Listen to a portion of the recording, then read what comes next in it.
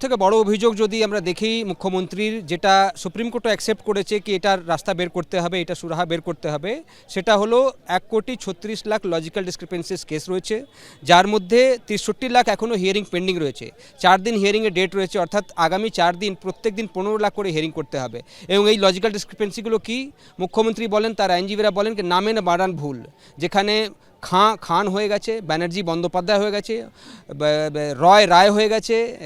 দত্তা হয়ে গেছে, গাঙ্গুলি গঙ্গোপাধ্যায় হয়ে গেছে, এই ধরনের নামগুলোর যেখানে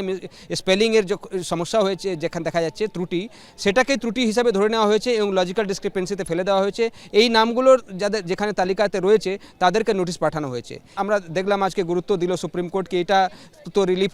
করতে হবে এবং সেটার জন্য সুপ্রিম কোর্ট রাস্তা কী বের করছে। সুপ্রিম কোর্ট বলছে অন্য রাজ্যেও এই ধরনের ঘটনা হয়, যেখানে নাম অন্য সেখানকার রিজনাল ল্যাঙ্গুয়েজ অন্য ভাষায় লেখা হয় এবং সেক্ষেত্রে যখন ইংরেজিতে ট্রান্সলেট হয় সেক্ষেত্রে অন্যভাবে হয়। চিফ জাস্টিস তো রবীন্দ্রনাথ টেগোরেরও নাম বললেন কি হয়তো টেগোরেরও নাম অন্য ভাষায় অন্যভাবে লেখা হয় এবং এই উদাহরণগুলো দেওয়ার পর আজকে কোর্ট ঠিক করেছে,